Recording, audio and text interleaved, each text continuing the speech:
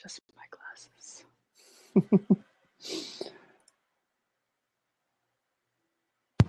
My friend, do you have troubles? Is your website just a white screen? Are your forms not working? Do you need some help?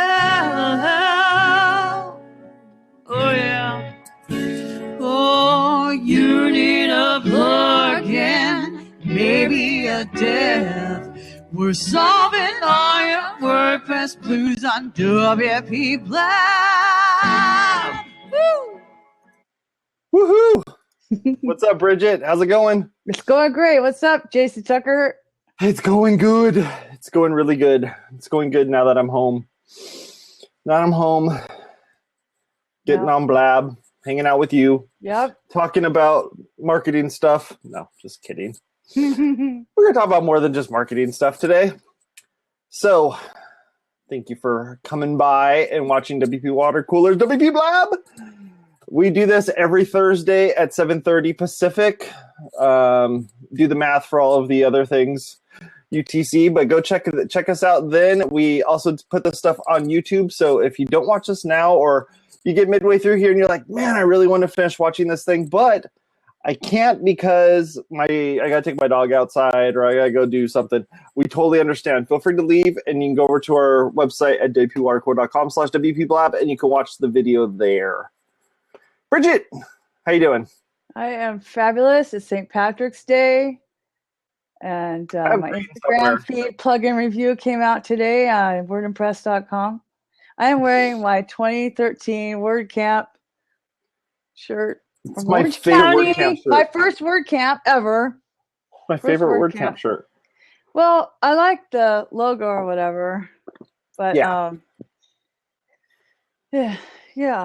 I don't know. I keep saying I'm gonna take it to a tailor and get like a V-neck, but then you can't go too low and it's gonna mess up the logo. And then I thought I could do like a boat neck, and then I just too lazy. Ooh, somebody in the chat is asking, what the heck is a WordCamp? Oh, WordCamp is the best thing that ever happened to you. WordCamp is where you get together and you talk about WordPress. This is a WordPress show. That's what the WP is. It's an open source software for content management. And you can build awesome websites on it with themes and plugins, and a lot of them are free. And you pay $40 and you get a t-shirt and lunch, and you get to meet some really cool people and learn way more than you want to. Yep. Go over to wordcamp.org and you can go check it out there and see where a local WordCamp is in your area. If you live in near a major city, most likely there's a WordCamp that's happening. They're everywhere. They're in places that you're like, really? There's like enough people to do it? Oh yeah, it's in the UK. They have WordCamp Europe that happens over there. There's a bunch of UK WordCamps that happen over there. Plus meetups. Yeah, plus meetups. Mm-hmm. Yeah, so go to wordcamp.org and you can take a look there and go check that out. So here's how this works, folks. So we're using a system called Blab over at blab.im, and the way that this works is that we have Bridget and I are talking. There's an open seat. There's actually 2 open seats. In a little bit here, we'll be allowing you to jump into that hot seat and ask questions and whatnot. Over on the right-hand side is a live chat. If you go down to the very bottom there, there's a thing that says send a message. You click in there, you start typing, and you can type in messages and talk with people. If you click the little slash key or type in the slash key on your keyboard and then the letter Q for question, you can ask a question there. Ooh, check you out. Post-it do that, maybe. And then by doing that, it will tell us that you're asking us a question. It's backwards. Good job, Bridget. Good job. You get a shrug for that one. There's also some fun stuff in there, so feel free to go check those out and participate with the show as it's going on. So if you have any questions regarding what we're going to be talking about, we're going to be talking for probably about an hour and a half or so about WordPress and optimizing post times. So kind of going through some of that stuff. We're going to be kind of tapping into Bridget's marketing arm and really getting some understanding about how this works. And if you have any questions, if you agree, don't agree, whatever, feel free to let us know, because we'd love to have you either participate with us in the live chat, or you can participate with us in the hot seat. Or if you're watching this a couple weeks later, a couple years later, whatever, just leave a comment in the comment box below on YouTube, and we'd be more than happy to talk with you. Ooh, we have our first caller. Hey. Hi, Jen Miller. Hi, how are you? Hey, Jason. Caller, where are you from, and state your name? I am from Huntington Beach, Orange County, California. My name is Jen Miller. My handle's Jen Blogs for You. Awesome. So good to see you. So you blog for other people, huh, Jen? I do. I'm for businesses mainly, but some people too. And that's cool. And we help them with social media, email campaigns. So tonight's topic, I was like, oh, I've got to go. Yeah, I'm sure that you have a lot of good things to say. Yeah, maybe. Let's talk about Friday. Okay. What do you think about Friday? Oh, this is your favorite day of the week. Friday for posting content. Okay, for posting content? We're talking about optimal times for posting content. All right. You have 7 days in a week. Yes. What is your opinion on Friday? My opinion on Friday is that it's great for emails. Oh, and it is. If you're going to post on social media on Fridays, it's better to do late afternoon, evening posts. Does it depend if it's retail or... Sorry? Does it depend if it's retail or business? Business to business or retail? If it's business to business, you probably want to do it before 5, but really after 2, between really 1 and 5 is when business to business seems to react best. And then if you're trying to post for a consumer, then 3 to 6 is typically when we see it. And even weekend posts seem to work really well, as long as they're around 12 or 1 p.m. Okay. That's at least what we found out. That's right. Yeah. And so how do you test? So how do you find that? What are you guys using to do this? Are you using like Google Analytics? Are you using some other software to figure this out? Or are you just checking your clicks? Do you bit link everything and then look at stuff? Like what's your strategy there? Tell us your secrets, Jen. We use full domains because we want people to have that domain in their history, for one. And for another reason is it just that way the SEO goes to the domain versus going to a shortened link. So for our blog posts, we do watch analytics, of course. And we also watch open rates for emails if we send the blog posts out on email. And we use Buffer to schedule out a lot of our posts. And that has a lot of reporting just innately in it. And so we monitor that. Nice. Very, very cool. Yeah, we've been, at the church I work at, we've been using MailChimp to do all of our mailings. And then whenever there's like a particular link we really want to look at, we'll use Bitly to do a link for it. And we use that link everywhere throughout, even like what I call in meat space. You know, you're walking by and you see like a thing on the wall. We'll actually have that URL in there with the short URL, just so it's easier for somebody to just type it in real quick and do it. So that's what we do. Do you find that you're getting better clicks because of that you're finding more people coming to the URL with the shortened out URL? Especially when it comes to the ones that are printed on the walls, you know, we'll put in a poster or something like that. Then yeah, we do see that. We're seeing quite a few people going and looking it up while they're walking by or something like that. So I like it, and we're able to even track those because we use different links for each of the campaigns for each of the different locations in which we're doing it. We can determine if the poster is actually doing well or not. So that's Great. Kind of a cool way of looking at it. Yeah, so for print media, that would totally make sense to use the shortened links. We actually, I work with a lot of real estate agents, and so they'll have perhaps a long link that's their domain name, and then we usually try to get them to get a shorter link that they can use for print material, or a different link, just so we can measure how everything. That's cool. So doing the mailings, you're still doing. Sorry, Bridget. So doing the mailings, you're not using the short links, but you're using just whatever the analytics type linking that the system uses to send out the emails. Like MailChimp would have their own kind of tracking link that happens. Are you using those, or are you just like totally ditching those altogether? Well, if we're doing a newsletter for a client or something, then we use the URL to the post, so that way that link will come to the actual post. So there's no intermedium thing. Right. And then, of course, we can use MailChimp or Infusionsoft or Constant Contact to see how many times they clicked on that link that was already in the post. Right. Mm-hmm.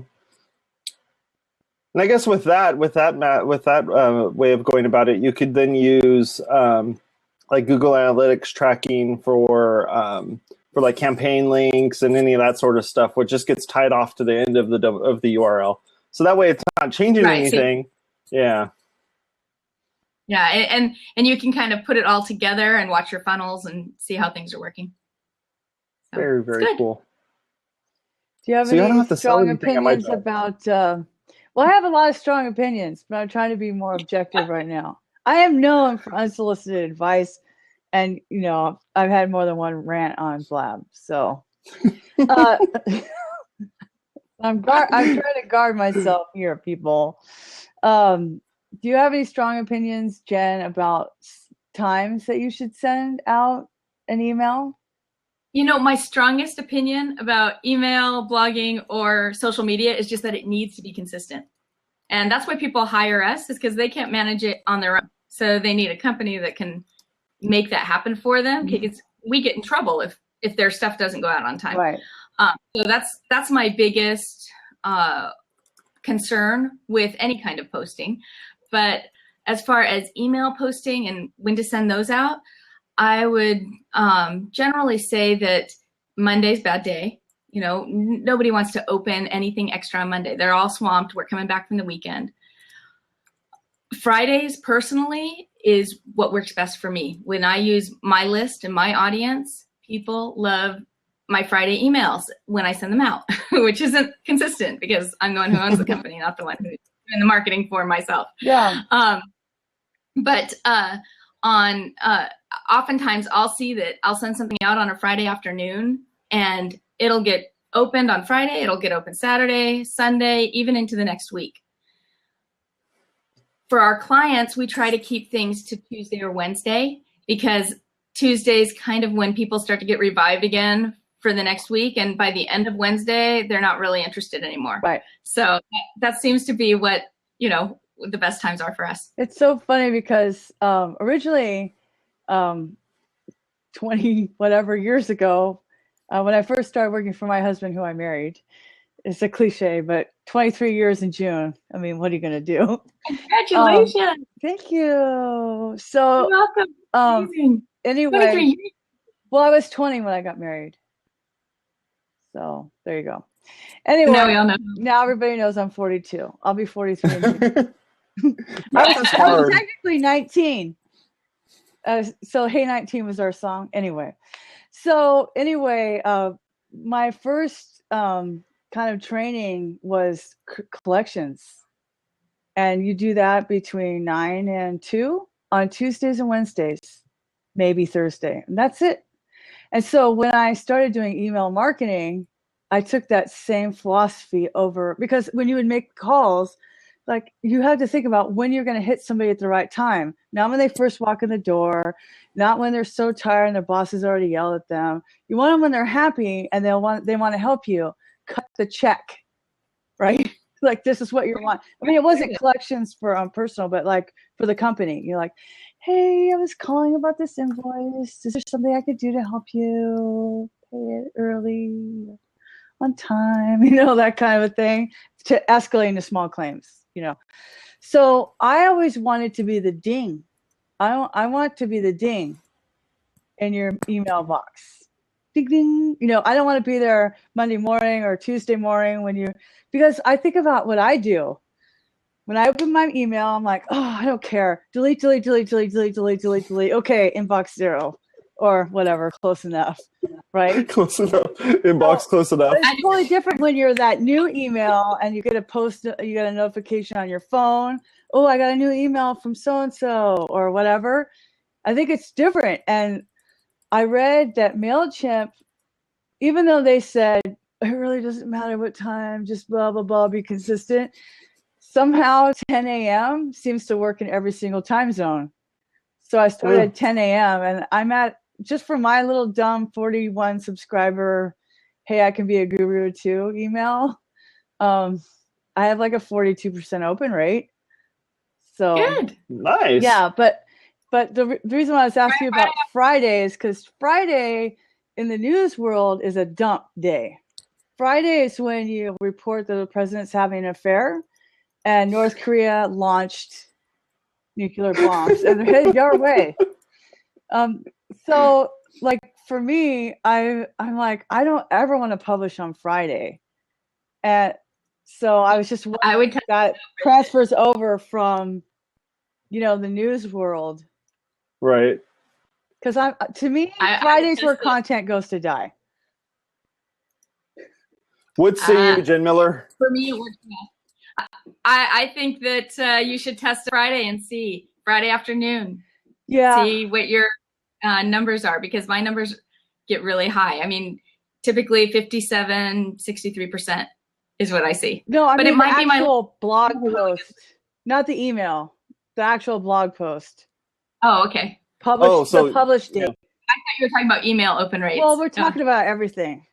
But the email, we're jumping around all over the place. I've heard that email, especially if it's retail, does very well on the weekends. Right. Exactly. Very well on the weekends. Because but what you said, I've read also, like, oh yeah, I want to get a froyo. When's this job over with? So, and apparently on Friday. So it's interesting to me that your demographic is very responsive on Friday for business. Well, and I always kind of couch mine as a business and personal email at the same time. And so I'm reaching out to people, and I don't send them every week. I send them probably every 2 months. And, so I am not, the problem with me is that when I send one out, suddenly we have a flurry of business. And so I can't necessarily keep up with all the response. I know it's a great problem. Love it. But you're working the scarcity though. You're working scarcity on your side. Yeah. Right? Well, if you only get it every 2 months, I got something from Jen. Yeah, exactly. Yeah. It works well. Wow, so good job. Maybe I should. But as far as blog posts are concerned, those I think it just depends on how much you promote it. Mm-hmm. You know all about promotion, Bridget. You're always on Facebook. Yeah. And you have to let people see it. If people can't see it, you're not going to get much of a response to it. Yeah, I wrote this piece on relationship marketing on Twitter. It's 1,800 words. It's the best thing I ever wrote. And we published it on Friday. And I felt like crying a little bit because it was the best thing I've ever written. Like, I promoted the crap out of it. And I'm going, okay, either nobody gives a crap or it's a really bad piece. Either way, I was kind of bummed. But it's also the demographics are all different though. Yeah, I did do the A/B testing. Where send it out, Bridget? Because I didn't see it. So where was it? Oh, I'll go check it out. I'll share it. It's on wordpress.com/blog. Okay. But yeah, we shared it. See, that might be my other problem is the Facebook page. I just feel like I want to share it from there first. Should have probably just shared it from my own profile. But, it just feels wrong. Well, or share it on your own profile. If you wrote it, it's your content. Yeah. So even if you wrote it for your company, it's something you can say. Facebook page to do well too. I know. So I share everywhere. Yeah. All the things I make, I post on my own stuff, and all the things that my friends make, I post on my own stuff. Because I want to know how my friends are doing. I want to promote them. No, I know, but you don't get analytics on your personal Facebook page. You only I BitLink everything, but that's because I don't care about the whole bookmarking thing that Jen's talking about for my stuff. You know, I don't. You know, if Jen wrote something cool, I'm gonna share it. Why not? I'll go share it. And if I see something that you're doing, Bridget, I'll go share it because why not? But I want to know how well it's doing. Do it with it. You know. Yeah. I want to see. Hey, am I actually the things I'm sharing? Do people care about it? If they don't care about it, I'm not gonna share it anymore because there's no reason to. I'm not benefiting from it, but I'm benefiting from it by helping somebody else out. No, right. But your Facebook profile doesn't give you analytics, but the Facebook page does. That's why he's using the bit.ly link. And see, for me, I just use the bullet URL, and that's where I get my analytics. Yeah. And so I can see what happened on Facebook. I can see the referrals that I'm getting from the different social media avenues in Google Analytics. So for me, that's how I do everything. Oh, wait a second. Just epiphany, just for a second. Hold on. I know that there's like actual people watching. Back it up a little bit. Wait, so Jason, you're saying that you're using JTuck at XYZ or whatever. Yep. So that you do that for everything you share, not just your own stuff. Yeah, I do it for everything. And I do it because I'm curious how well this thing's actually going to do. Interesting. I mean, everything I do is an experiment anyhow. So it's like, if Chris Lema writes something great, I'm going to share it, and then I'll go, well, let's see what happens. And then, you know, Chris's post does well, and I'm like, geez, this thing got like 9,000 clicks or whatever. That's pretty awesome. And then I go and write something, and I'm like, you know, I spent all this time writing the title out. I get everything all figured out. I even send it the exact same time that he sends it out, and it does crap. I know. It's really sad. I should say inspired by Chris Lema, and then I'll just write a bunch of 500-word posts.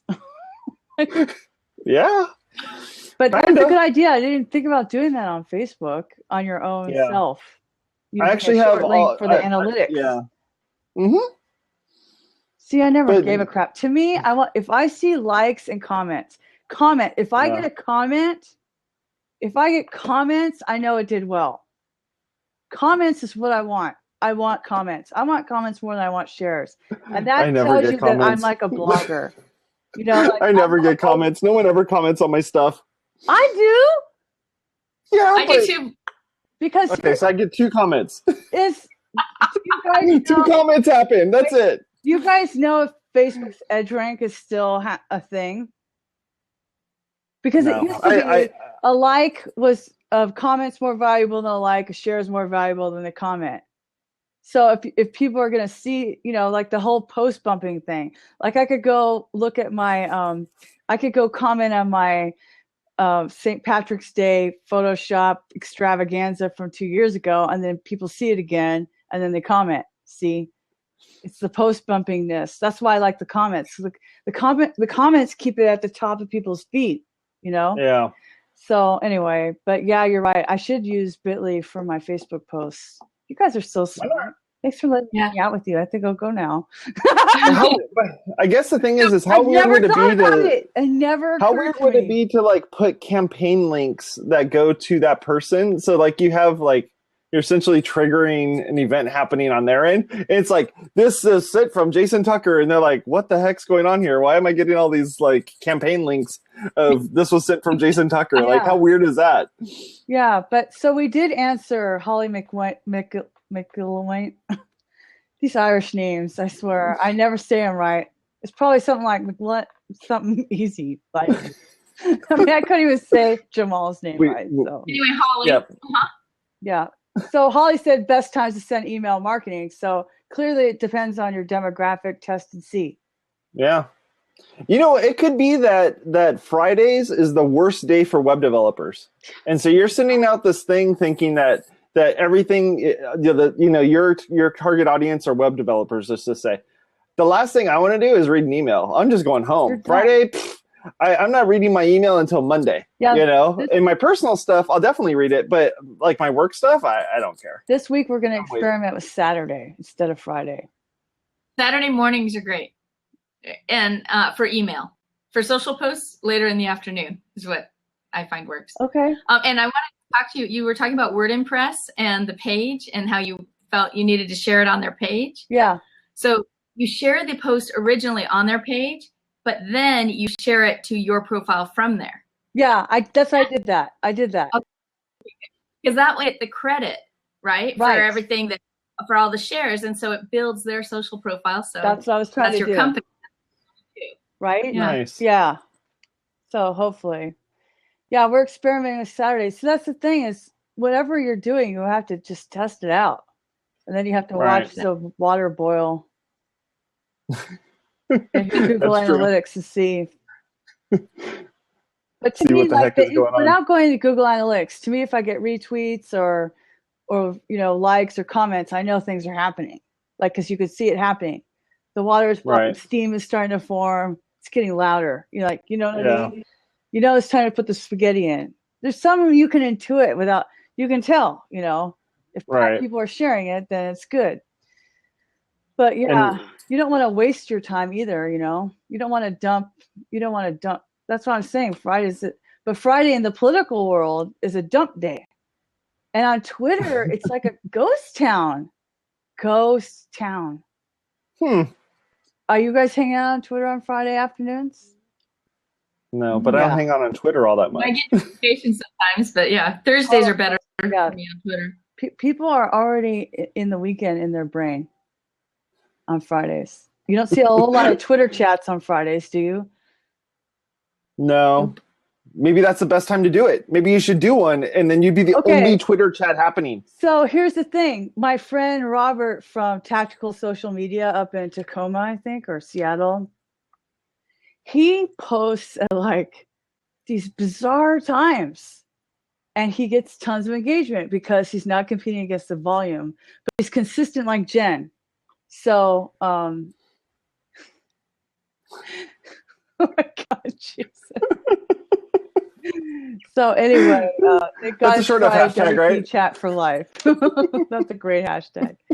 So I mean, it works for him, and I noticed like, because I usually take my Benadryl and stuff, and I'm asleep by 9. But then my dog will probably wake me up around 10:30, 11 to go out, and so I'll look at my Facebook, and I got a bunch of people posting at 10 o'clock at night.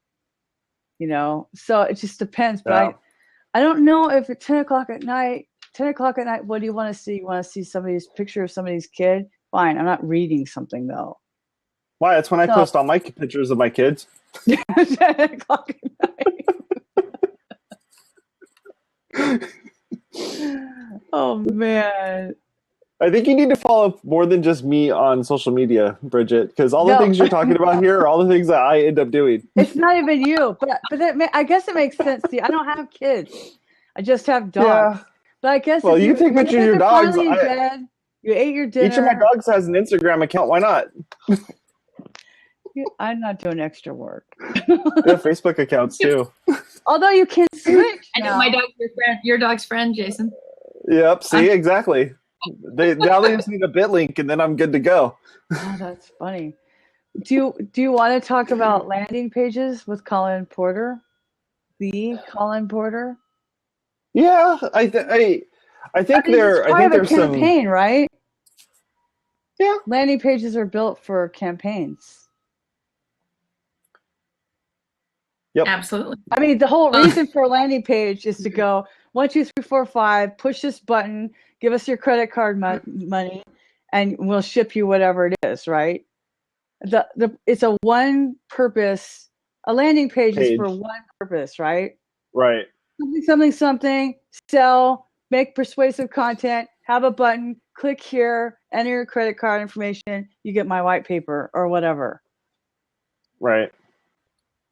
So you have the same opinion about landing pages as I do.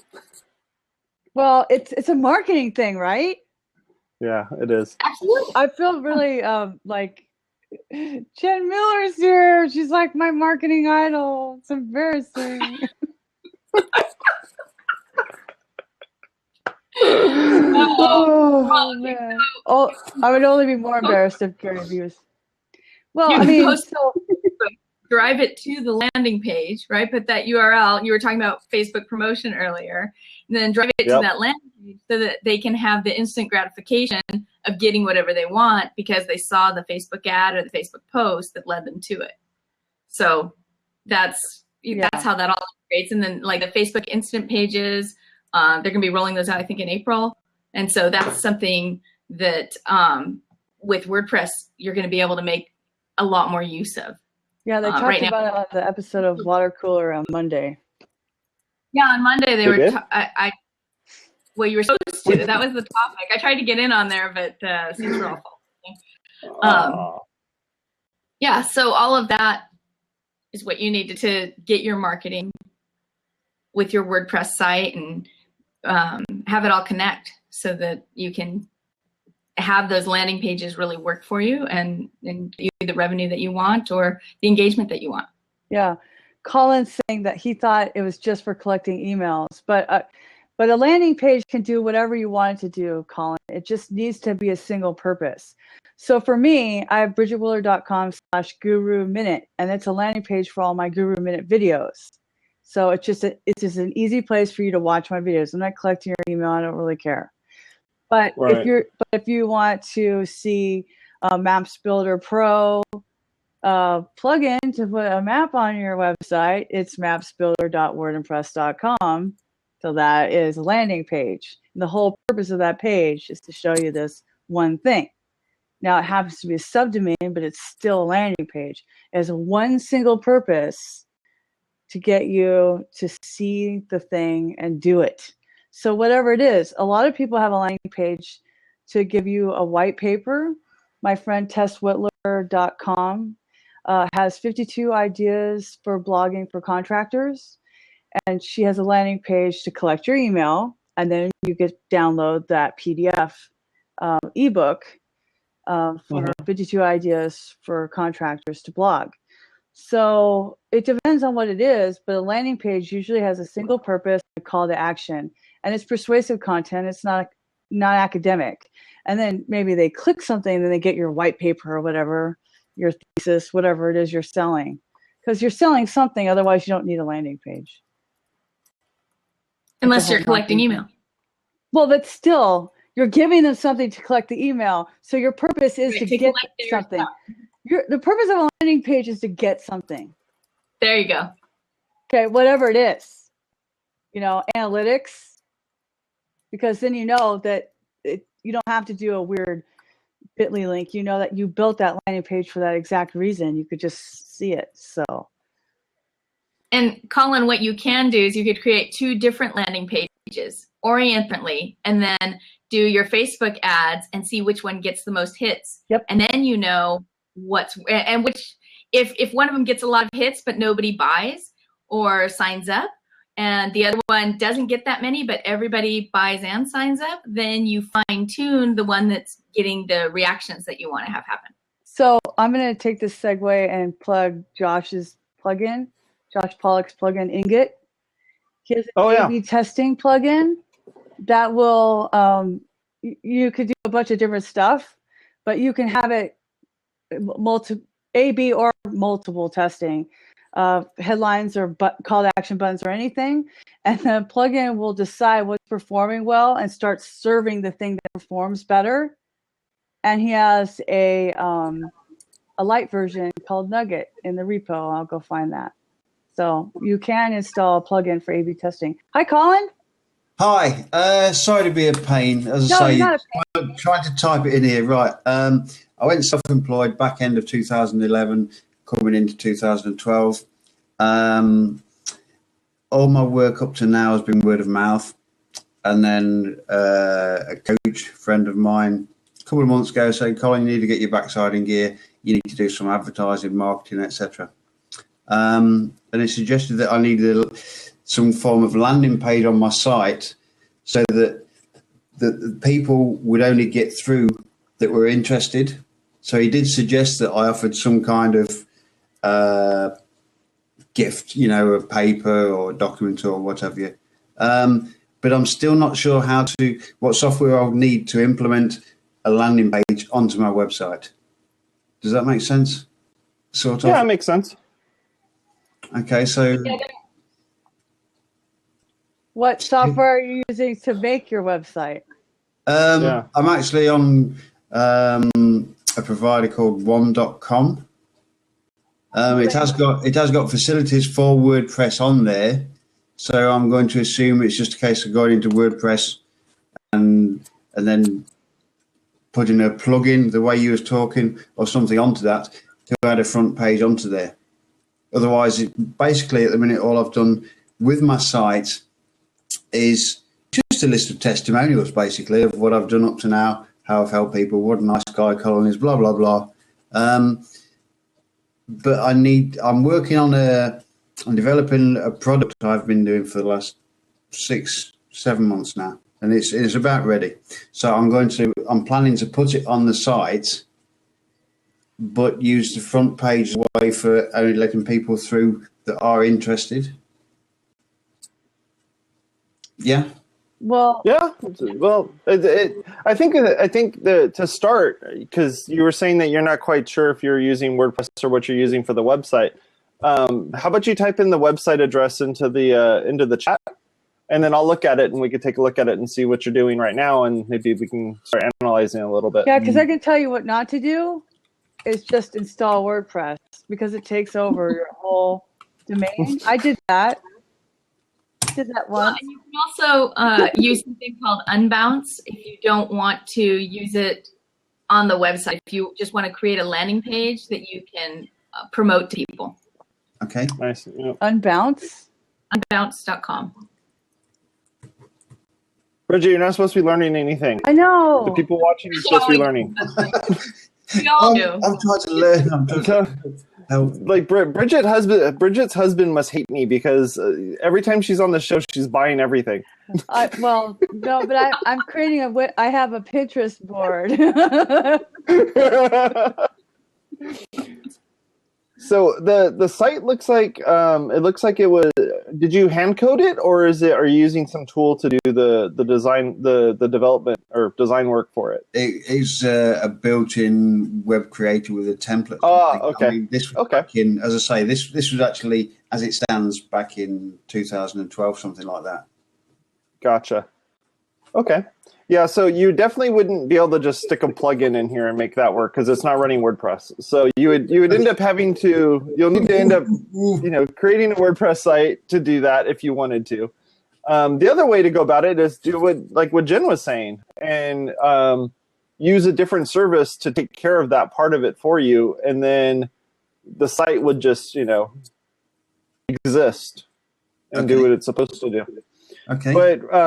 But really, looking at the site, I would definitely suggest maybe looking at applying a different theme to it or something, which would mean you'd need to install WordPress on it, because the site looks a little bit dated is what I'm saying. So just because of the fact that there's a lot of things on here that are not, I don't know, lack of a better term, not in vogue. So it definitely looks dated.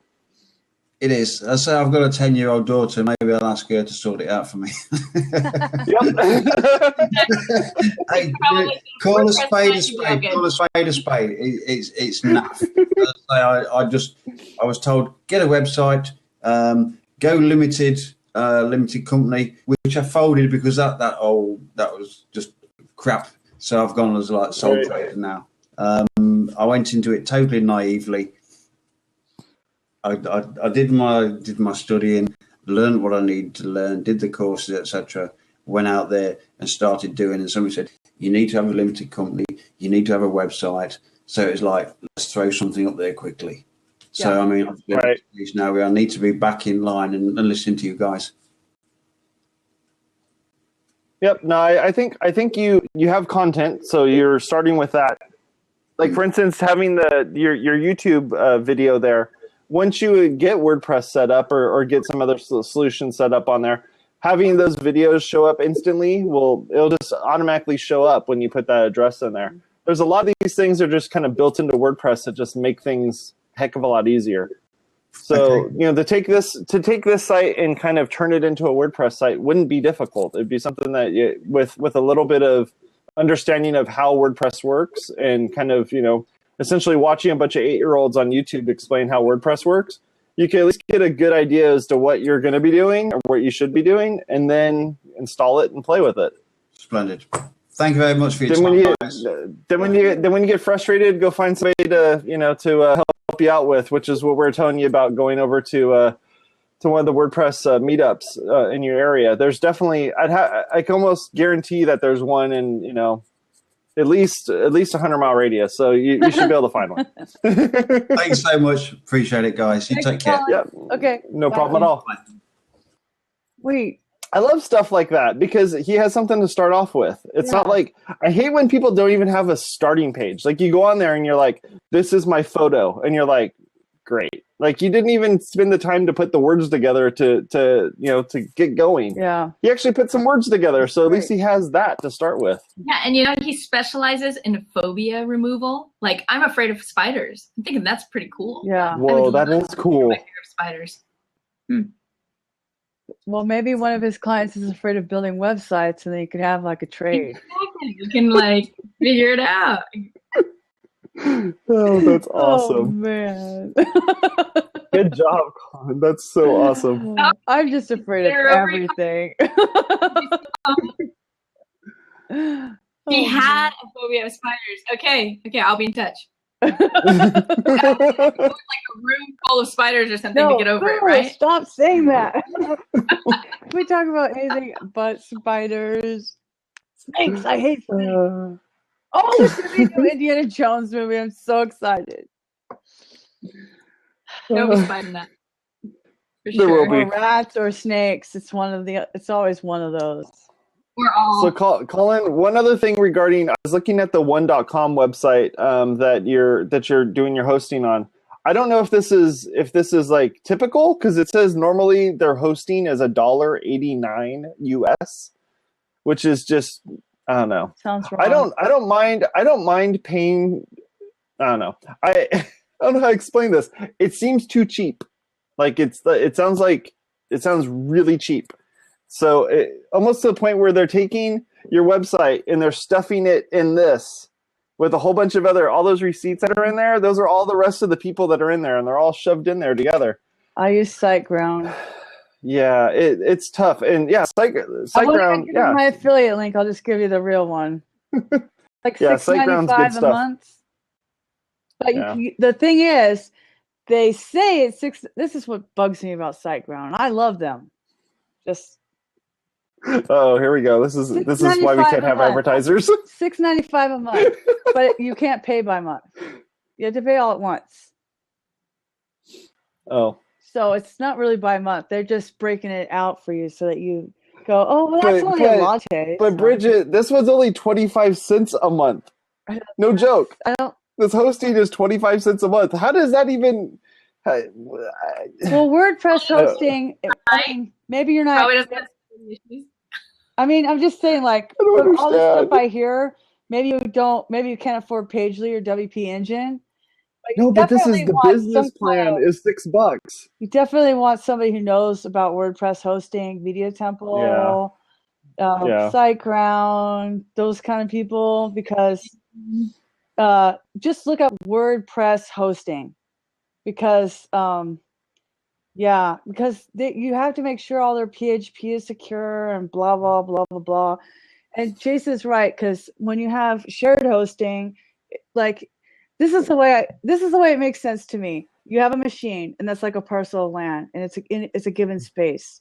So on this parcel of land, there could be a fourplex, which is what I live in, or there could be a house, or there could be an apartment with 12 things. But if there's only one water heater,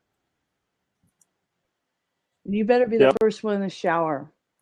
I'm waiting for the analogy to work here. Keep going. That's the analogy. So you have this certain amount of space, and that's what the machine is on, right? So only a certain amount of bandwidth can go in and out.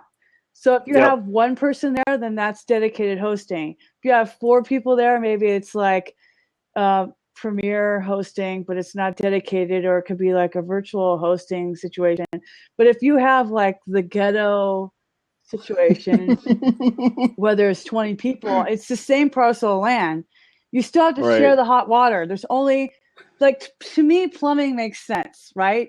Okay. So if there's one hot water heater, no matter if there's one person, 4 people, 8 people, 12 people, or in my situation, there could be 20 people living in a 1 bedroom. So then you're in the same situation. Right. So again, you better be the first person in the shower, or you're not going to get hot water, because it's only going to heat up so fast.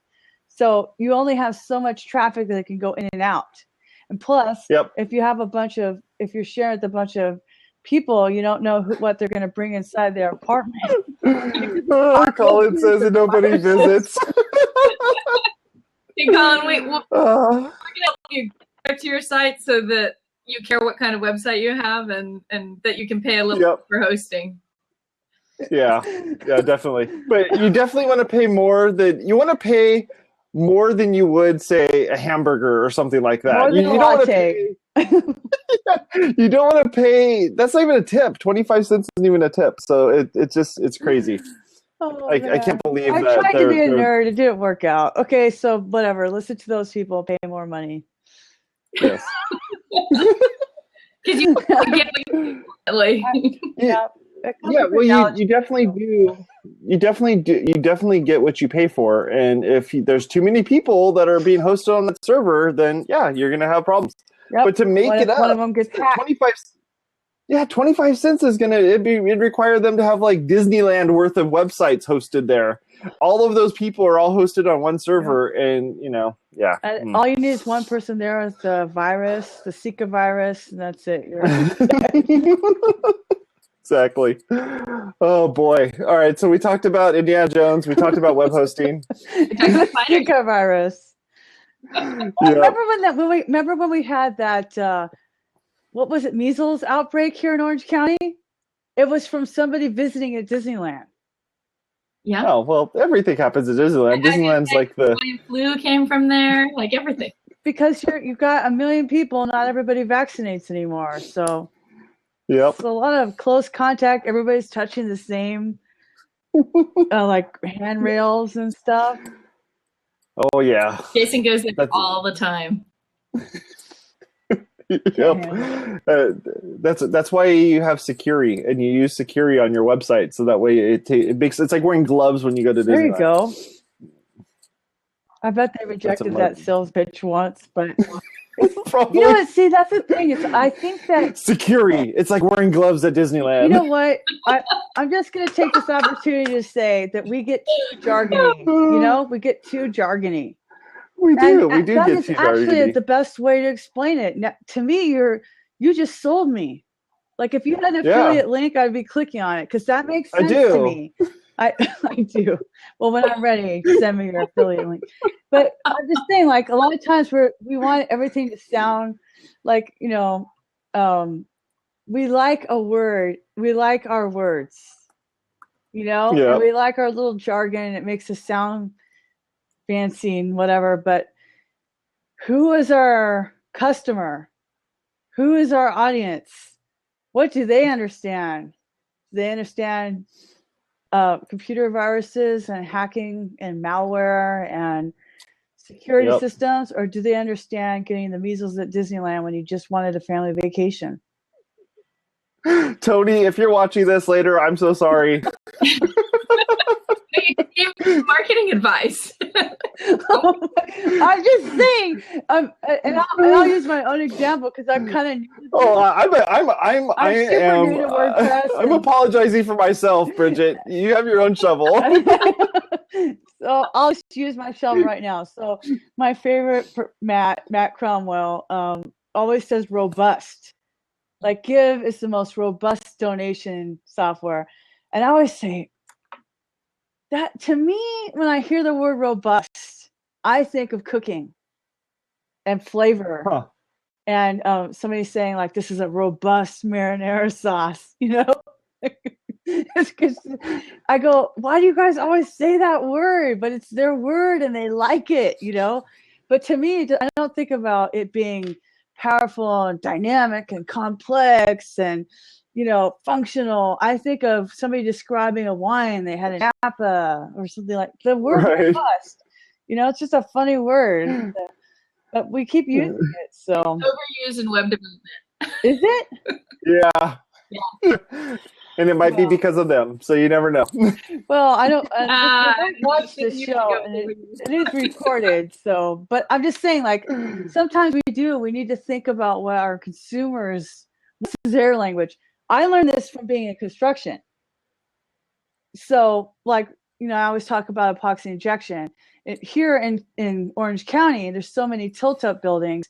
the way you repair a crack in a concrete tilt-up building is with epoxy injection. It's the method of repairing it. Nobody gives a crap how it's repaired. They just want it repaired. So I made this really great video, brought in money, blah, blah, blah, blah, blah. And I called it, originally I called it epoxy injection as a method to, oh, good. or I'm so glad you didn't call it like filling the crack or something. Something like that. And then it wasn't getting found. And then I realized, wait a second, if I owned a tilt-up building and I had a crack in my concrete walls, what would I search for? How to fix cracks in concrete tilt-up walls, or even concrete walls. They probably don't even know it's called a tilt-up. And then all of a sudden, that's when we got more traffic. Is we get in our jargon. Like, doesn't everybody know what epoxy injection is? So I'm very aware of it, but I kind of, anyway. Yeah, you have to think like your consumer. Yeah. Mm-hmm. You've got to put yourself in their shoes and see what their needs are and what they want. Yeah, and see, for me, like I look at my email in the morning. I wake up and then I pull up my phone and I go and look and I'm like, what's going on?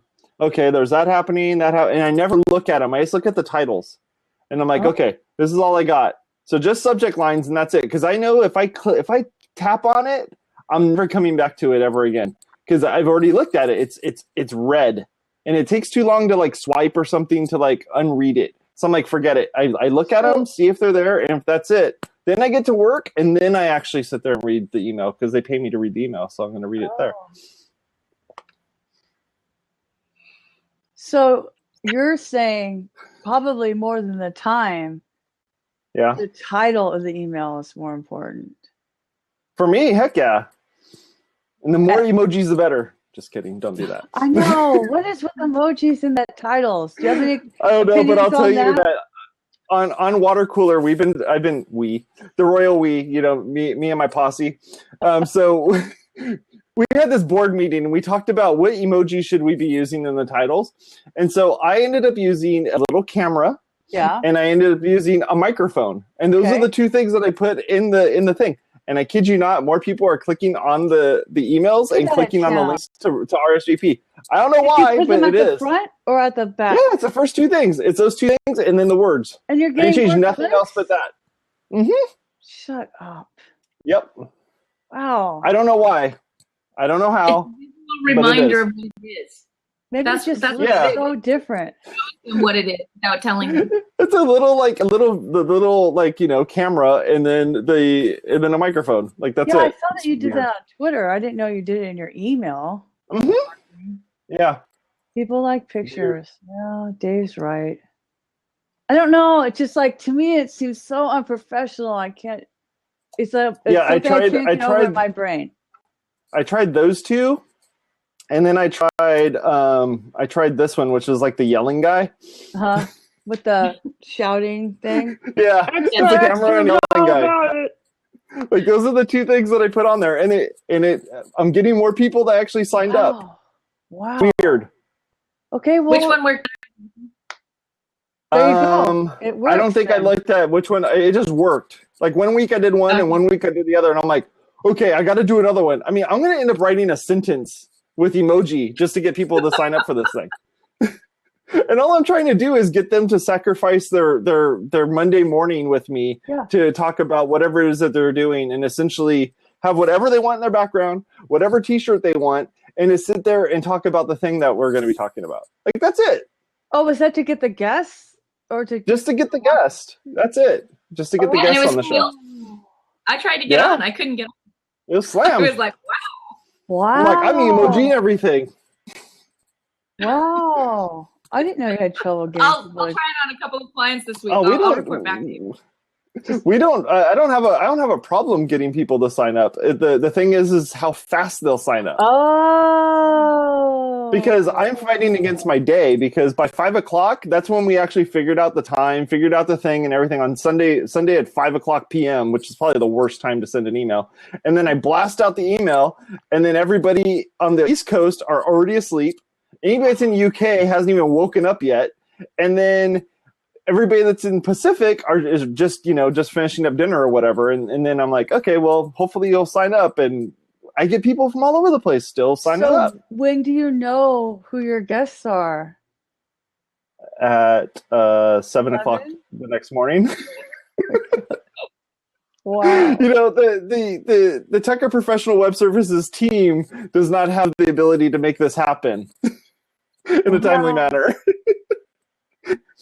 And you would never know.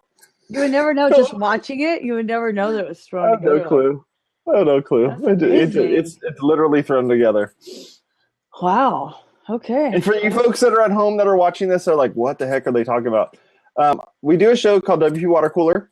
Bridget hasn't actually been on the show yet, right, Bridget? Not yet, but Jen has. Before I couldn't remember. I had a job. So WPWaterCooler.com, that's the one we do it on.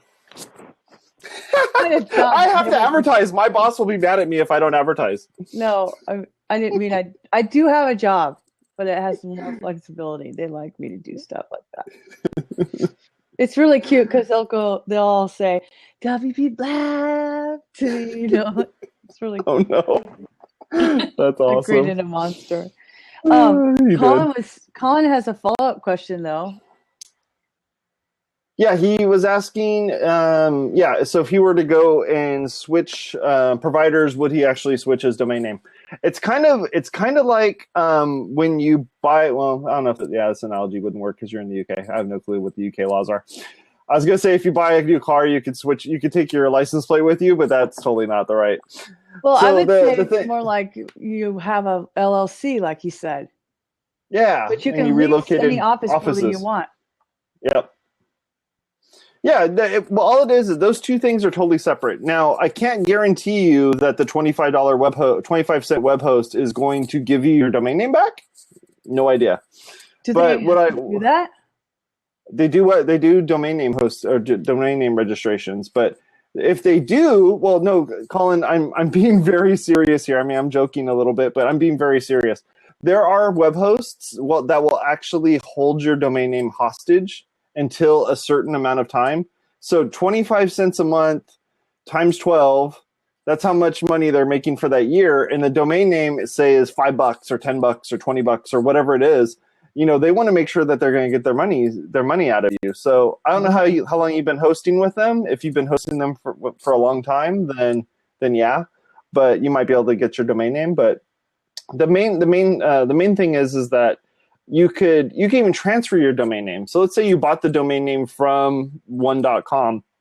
You could actually transfer the domain name to a different service altogether. Oh, really? So, like Namecheap? Yep, Namecheap or any of them. They're all over the place. Yep. Yeah. Don't go to Network Solutions. They're too expensive. Don't go to ecom. There are certain ones that aren't quite as responsive, but yeah. Yeah. Do we like GoDaddy or I not? like GoDaddy for domains because they're quick and they have great support. Yeah, I just don't like a weird phone call that I get from them because they want me to pay for all my domain names all at once, and it comes from a Phoenix phone number, and I'm like, oh, okay, I know. Hi, GoDaddy, because no one else calls me from Phoenix except for them. So I literally answer the phone with "Hi, GoDaddy," and the guy's like, "Hey, how's it going?" That's so funny. You made his night. Yep, exactly. So yes, Colin, you can definitely change providers, both for the domain name as well as for the hosting, and they're interchangeable. And I tell people not to buy the domain name from the place that they're hosting from, just for that reason, because you know that company they may sell domain names, but that's not their main business. And I like paying people that do the things as their main business. You know, I wouldn't want to hire a gardener who also does web development. He has to be good at one of them. Can't be good at both of them. That takes me back to the spiders. So I may have opened up a little bit of a Pandora's box here a little bit, which is fine. So exactly. So buying domain names through your web host isn't bad if you intend on staying at the domain at the web host. But when if you're going to be moving to a different web host, yeah, you're going to end up having you may end up having some issues because, for one, you're still a customer of theirs, but their primary thing isn't selling domain names; it's hosting. Yeah, I mean that makes sense. So there's nothing wrong with it, and I've done it. I actually have some domain names that are registered through one of my web hosts, but I'm no longer a customer of them as a web host. So whenever I have to renew my domain name, I'm going to their company and I'm saying, "Hi, I know you guys didn't do this, but here's the thing: I need to pay for my domain name, and I haven't transferred it yet." Yeah. So one of the things that we didn't talk about optimal post times was staggering your social sharing, which is my number one thing that I recommend. So if it's an event, I say blitz, right? It's an event. So you're trying to get as many people to know about it because if it's time sensitive, right? You're having a lunch and learn at your place, you're hosting a blab, it's your daughter's bar mitzvah or son's bar mitzvah. Does that work? I don't think either one of us are Jewish. Sorry. Oh my God, I'm tired. I went to work on Monday this week, and then on Tuesday I thought it was Wednesday. So I'm like, my whole week has been, and then today I thought it was Friday. So you just got me thinking though. So you've told me in the past. I'm not going to go and find the video and fast forward to the spot, but you have told me in the past that you like the organic, going to the website practically and typing in the text and then hitting the send button and posting. Yes. So do you have multiple Bridgets that are laying around waiting to like post these things all day long? Do you set a timer where like, hey Siri, make sure you tell me, don't you dare wake up? No, I do not like Siri. I'm sorry. I know, but what I'm saying is how do you pull this off? Okay, how do you pull this off? I'm awesome. Yeah. Okay, so are you using Buffer? Are you using Hootsuite? Okay, so I use a lot of different tools, but I don't use. I only use scheduling tools for Twitter because now Buffer had a blog post that says that Facebook doesn't do this anymore, but they used to downgrade you in their edge rank if you used a third-party hosting service like Hootsuite or Buffer or blah, blah, blah, blah, blah. Right. Well, Buffer's saying they don't do that anymore. So, I mean, but they're kind of invested. I love them, but they're kind of invested still. You know, I just think that it's easier to just host natively. But also, I'm sitting at a computer, and my whole job is to do marketing. It's my job. So it's not really that difficult for me. But what I do at the same time is, so I'll post it. And then you can do this in Jetpack or what's it called? Publicize? Yep. Okay, so the module within Jetpack. I would share it on Twitter and Google Plus at the same exact time. So I just go in there, but it wasn't working for me, and it was making my Google Plus private, which there's no point of having a private Google Plus. The only reason to be on Google Plus is to be public. Well, it's going to remind you when you go look at your own profile. Like, seriously. No, Google Plus is a great... Until they totally dismantle it, it's still good SEO. It's a good, like, cheater SEO. So if you use Publicize or whatever, I would definitely post those at the same time. Twitter tolerates volume. The other networks do not. The best time to post on Pinterest is at 6 o'clock. But I'm not a big Pinterest person, so it's a miracle I made us a board for this show. So Pinterest is like my redheaded stepchild, okay, of social networks. I just don't care about Pinterest. I'm not stay-at-home mom. I'm not crafting. I can't afford the clothes or the hairstyles, so it just depresses me totally. That's just the truth. So I mean, I put all my best code there. That's what I do. Oh man, I love Pinterest. I take screenshots of my code and slap it on there. My best friend specializes in Pinterest. I mean, I just do it basically because she's my best friend. But what I'll do is, okay, like today we published something at 10. So I put it on Twitter, I put it on Google Plus. Then I schedule it on Facebook, on the Facebook page for a time that I think is optimal for us, which I'm saying is noon. I'm testing out noon. Okay. So I either do noon or I do 7:30 at night. That's what I'm doing for WordPress right now. For my own self, I'll just put it on. I don't care.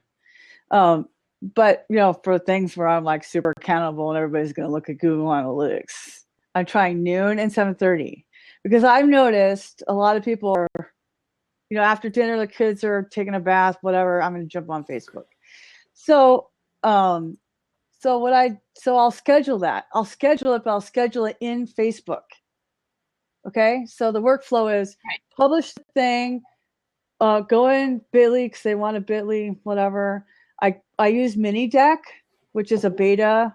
It's a competition to Buffer. I use Buffer for my own self, but mdash lets you do it for free for they gave me access for 20 accounts.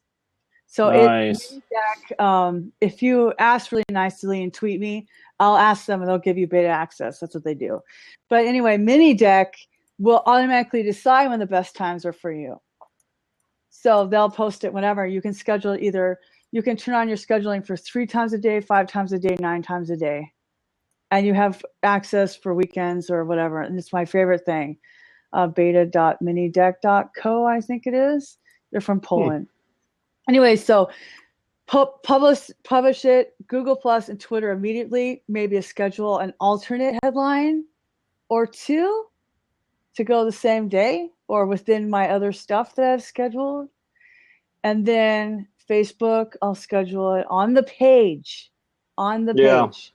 I like that. Either the next day or if it depends on how it falls. Preferably the next day, but I told you Friday is junk. I'd rather do it twice today than Friday. Friday's where posts go to die. So anyway, and so then that's it. From Bridget. Because nobody else gives a crap about anything else. Okay, so I'm not posting on Instagram for the company. It's only Facebook, my own Google Plus. It's only Facebook and Twitter. My own. What about LinkedIn? It's not that hard. It's only What about Facebook LinkedIn? You're not posting on LinkedIn? I post on LinkedIn for myself, but for the company, only Facebook and Twitter. Huh. Right now, that's all I have the keys to anyway.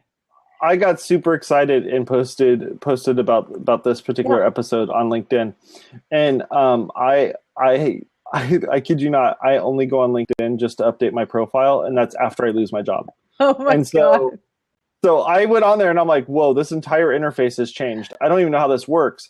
And it was like, it's like they totally ripped off Facebook, and they have all this this blog interface and this just all this stuff, and I couldn't figure any of it out. You did a pretty good job. So it's just weird. Yeah, it's weird. Did you ever watch who's viewing you, Jason? Did you ever look at that? What was it? Did you know that you can, unlike Facebook, with LinkedIn, you can see who viewed your profile. And so if you own a company, for instance, and you're looking for new business, you can see who's been searching for something that's related to you, who's been looking at you. They can send them a direct, I don't send emails, but I'll send a mailer out to people who've been watching my LinkedIn profile. Oh, wow. That's kind of interesting. Is there a way that I could tell them not to call me because I went onto the site and that they're trying to sell me something? Because that happens every time. I kid you not. I log into LinkedIn and I'm like, ooh, that's neat. And then ring, and I pick up the phone and like, hi, do you want to buy printer cartridges? And I'm like, no. You're an IT guy, so you're a targeted It audience. happens I've never gotten a nonstop. phone call after visiting LinkedIn. But you can change your LinkedIn settings so that people can see. Kevin's in the chat. Kevin Hoffman's saying incognito. It's not called incognito it's not literally called incognito, but you could go and say, make my self-anonymous to people. I'm checking them out. I'm never going to go on LinkedIn to go not be logged in. Go straight to their profile. That is not happening. So anyway, but I will post. So in an ideal world, I'll post my LinkedIn, the things that I write, and other things on my own Google Plus, because I've built that network, and on my LinkedIn. I don't have a problem with doing that, but I do not do it simultaneously. I will wait days. To so that you have the maximum amount of exposure. And Kevin, I'll call you if you click on that. How about that? So Operators are waiting and standing by. just like the PBS shows, right now they're doing a drive. Because I finally told my husband, you can't watch Netflix when I'm on Blab. You can only watch real TV. You cannot have the internet. You have no internet. It's all for me. So, but that's what I do. I would stagger it out, because then you get people that didn't see it. Because if you do it, if it's not an event, okay, and of course, Jason Tucker, you can do whatever because we love you no matter what. But really, it's annoying. If it's everywhere, it's annoying. If it's everywhere at the same time, it's super annoying. But don't be that. I stagger mine. I stagger all my posts, and I do it using Hootsuite. Yeah, you can. And I love it. Hootsuite. I love Hootsuite. I pay $15 a month for Hootsuite. Me too. I just only use it for Twitter. It has an auto schedule function too. Mm-hmm. Which doesn't work at all for doing scheduled events for the same day, because it happens after the fact, and you're like, "Good job, guys." Yeah, no, you have to tell it. You have to tell it yourself. So, I mean, if you really want to geek out, test it out. But I've been doing this for so long, intuitively, that I just know. It's like when I cook pasta. When my husband cooks, he says, "Well, how long do I cook this?" You cook it until it's done. Okay. This is what I always say. I think it's because my mom was a cook, right? So you can smell when food is done. Back me up on this one, Jen Miller. It's totally true. I went to culinary arts. Okay. It also smells when you burn it too, which is typically how I figure out if it's done or not. Well, okay, the first rule is never leave the kitchen when you're cooking. Okay, but you can smell that. It's almost like if I have a pizza in the oven and I'm on a screen thing with Matt, and even though I know the buzzer's going off, I can smell that it's almost done. I go, whatever, I gotta go get it out of the oven. So. Right, or with pasta, it could be 7 minutes or it could be 12. Depends on your atmospheric conditions. Like, some food is done when it's done, and some food is not done. It's done when you want it to be done, and it depends on how you like your pasta. Like, if you're gonna cook it and then cook more, then you don't want it to be super done yet, because you're gonna cook it more. You know what I'm saying? Like, you have to get it. You have to, by the experience, you get the intuition. It's not like you're just spitballing everything. James wants to know if he's talking about pizza. All my analogies are about food because people understand food. That's all I'm saying. It's like, Michael Chavez, I want to know. Talk about Tweet Jukebox. What is this? No. I don't know what this is. Tweet Jukebox. I'm sorry. It's like the worst thing that happened to Twitter. Oh, no. Michael. So Michael, it's awesome. You should definitely use it.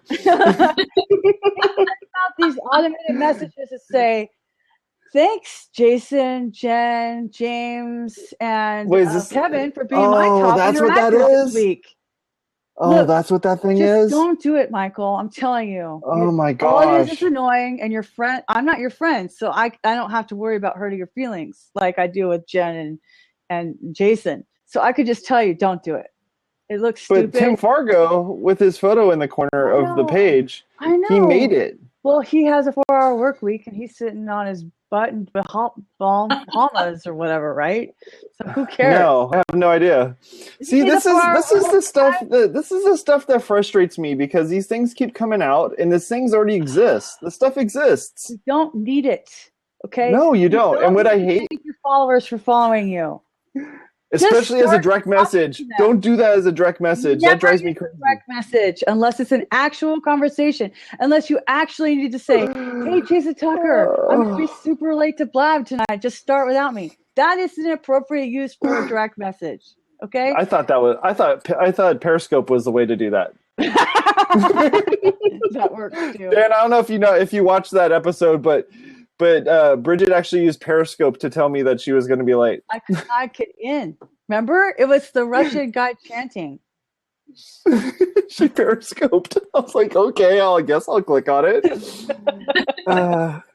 No, I have some strong opinions about automated things on Twitter, because all it does is add noise.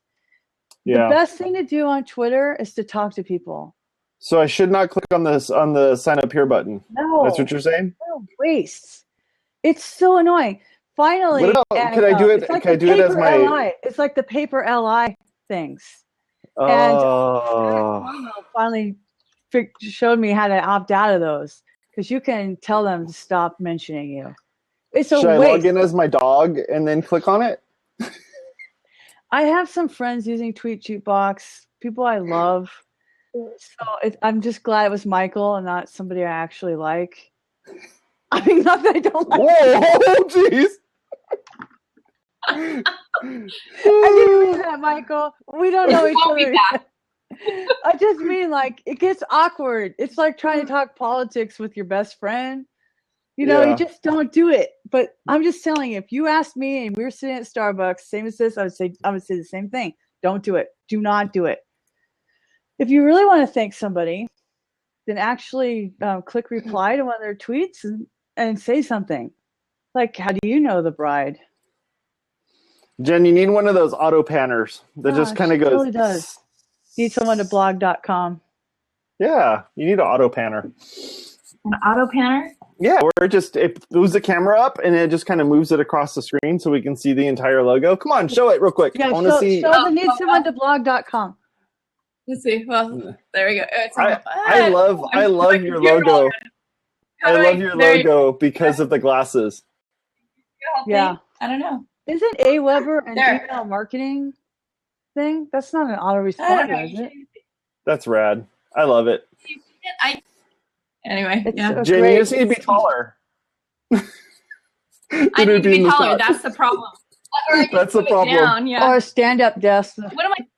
Really I need to get going. I just didn't want to miss your show today. So thanks for letting me.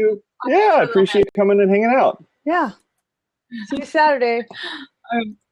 Okay. See ya. Bye. Bye. So Michael's having a follow-up question about Aweber, but I thought Aweber was an email marketing program like MailChimp. Well, yeah, but Aweber also does autoresponders, so you can make it so that MailChimp does this exact same thing, where when you go and sign up, it'll auto-respond back with an email saying, "Hey, thank you for signing up." Blah blah blah blah blah. It's all those things that you just made fun of on Twitter, but people it could expect it. It's different because people expect it. Exactly.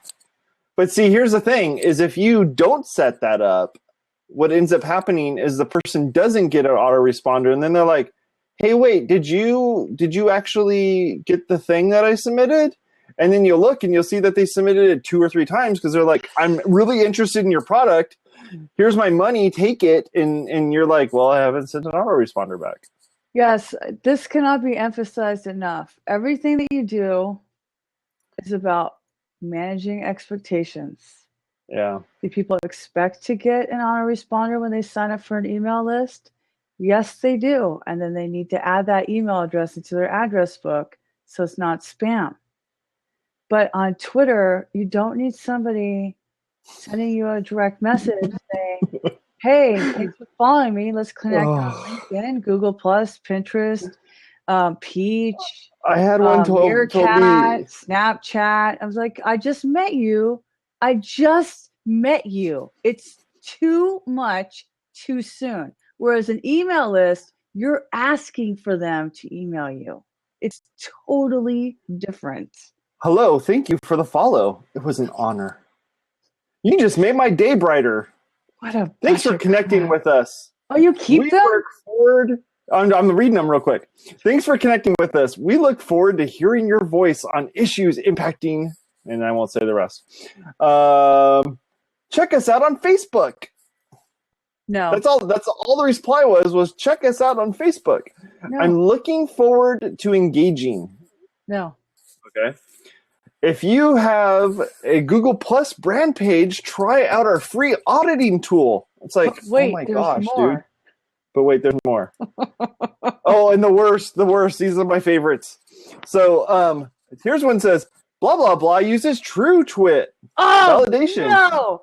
Those people to validate, click here. I will never do that ever again. Look, you followed me, buddy. And now I'm supposed to go enter in some captcha from hell to prove that I'm a real person. Oh, that's so awesome. It's my grits. Not happy. Yeah. I don't even do that. I don't care. Thanks for the. Okay, this one's cool though because you used emojis. Oh, jeez.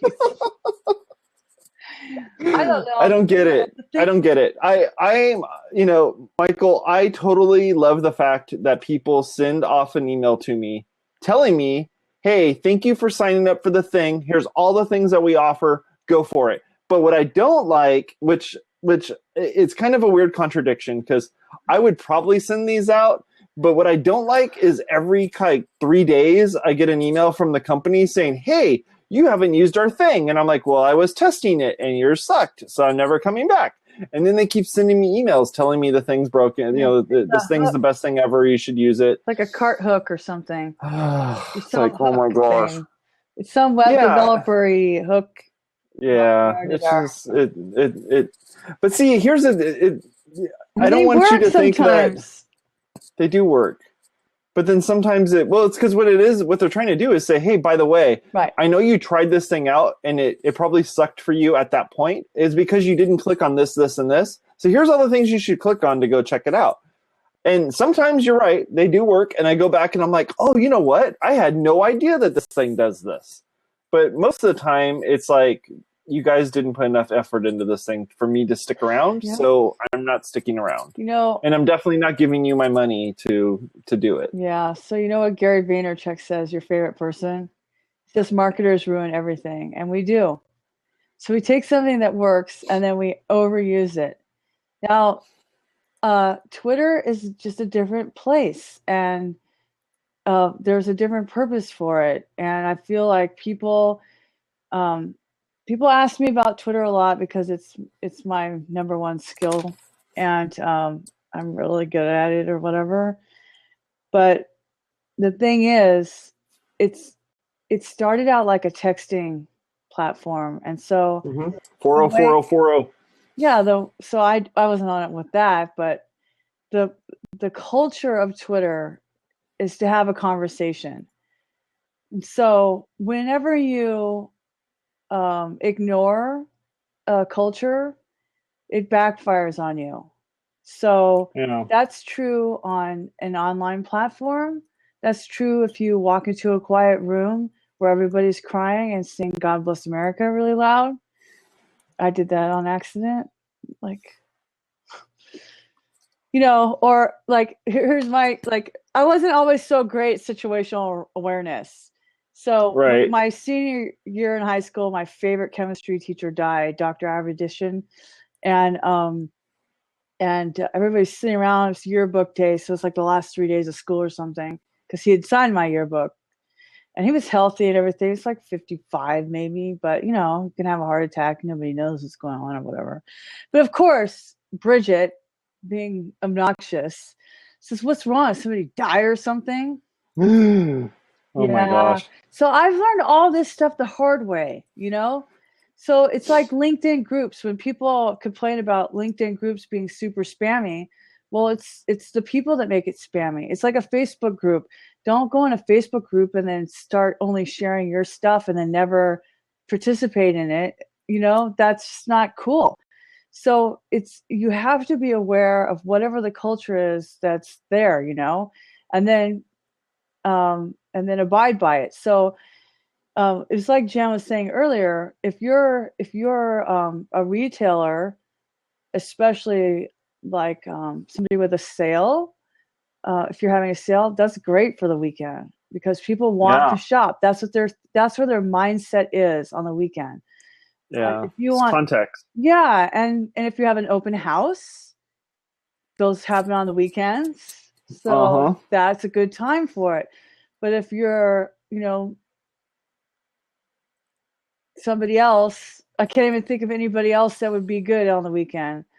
People just don't care, Right. And what you don't want is for you to be, well, I guess I could talk about it now because Marco Rubio dropped out. I love Marco Rubio, but his email campaigns were annoying as crap.